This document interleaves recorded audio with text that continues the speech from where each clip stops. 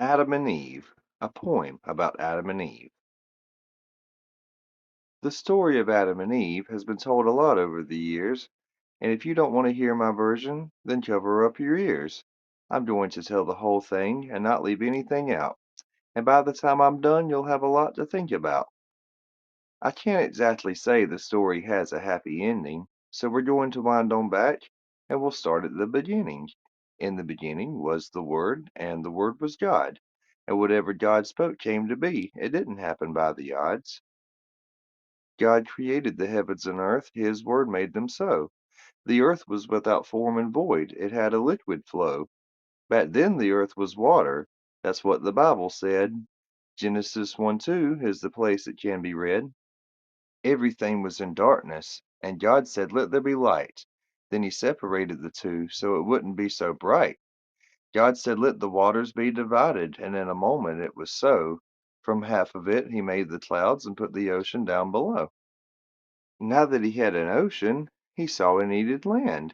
So He told it to appear, then He had dirt and sand. That's when God decided to call the dry land earth. It's a little bit confusing, but that's just my 2 cents worth. Then God brought forth all the plants and filled them full of seeds. He told them to be fruitful and to grow more plants and trees. Half of it was dark, and half of it was light.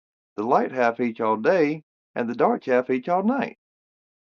He didn't like it half and half, but a problem easily solved, so He made a moon for night time and a sun for earth to revolve. Now the fish and the birds God brought forth from the sea. From the dirt He brought forth cattle, then He created Adam and Eve.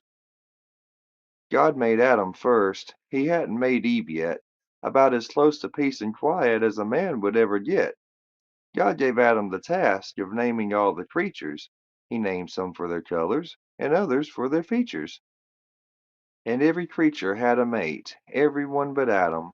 God said, "What good's a mister if he doesn't have a madam?" When He looked down at Adam and saw him all alone, God put Adam in a deep sleep and made Eve from his rib bone. Now back in the Garden of Eden, everyone was vegetarian. They didn't eat each other because they weren't barbarians.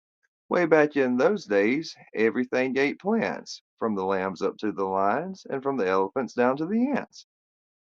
God told Adam and Eve they could eat any plant they see. Everything was theirs, with the exception of one tree.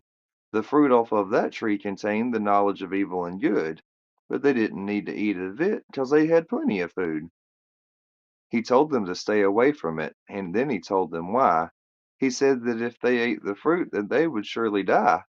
He knew that eating the fruit wouldn't kill them on the spot. He was trying to spare them both from hell because He knew it was too hot. God wants us to love Him, but He doesn't want it by force. That's why He gave us all free will, so we could pick our course. He put the tree in Eden not to tempt them in a ruse. He didn't want to force them, He wanted them to choose. There was another tree in Eden. It was the tree of life. They could have eaten it forever and lived without a strife. Then one day the devil came and ruined everything. He's not much good for nothing else, but he's really good at lying. He took the form of a serpent and headed straight for Eve. Between her and Adam, she was more naive. He knew if he could trick her, that she would do the rest. So he put on a charming smile and started lying at his best. Way back in those days, snakes didn't merely hiss. All the animals could talk, so nothing was amiss. Now I know that there are skeptics that say that isn't true. But why would she talk to a snake if not the rest of the zoo? When the serpent started talking, Eve didn't act distressed. She didn't say, "Holy cow, Batman, that serpent is possessed." He said the fruit was safe to eat, that God was full of lies, to pluck a few off of the tree and bake a couple pies. She should have listened to the Lord and walked away from it. She shouldn't have listened to the snake 'cause he was full of shit. Eve ate of the fruit first, then asked Adam to try it. He should have said, "No thanks, I don't want to ruin my diet." When they took a bite, it completely blew their minds. If they only knew what they had done, they'd kick their own behinds. Before they ate the fruit, they didn't know that they were nude. They didn't know the differences between a chicken dude. It raised a lot of questions, like why Eve had 4 eyes, And how come Adam has a third leg in between his thighs? When Adam looked at Eve and saw what wasn't there, they figured that she dropped it and started looking everywhere. Now, I know you're probably thinking that's something I shouldn't mention, but we can move on now that I've gotten your attention. Eve took a bunch of fig leaves and she sewed her a bikini. Adam did the same so that he could hide his nakedness. Well, God was walking through the garden and he saw everything. But he called out to Adam and Eve to give them a chance to explain. He said, "Where art thou, Adam?" But of course he already knew. Adam replied, "I was naked, so I hid away from you." God said, "You ate from the tree, didn't you? That's how you know you're naked. You have a fig leaf on your crotch. There's no way you can fake it." At first Adam denied it. He said it wasn't us. Then he pointed his finger at Eve and he threw her under the bus. He didn't stop with her. He tried to blame God too. He said, "This is your fault, God. That woman came from you."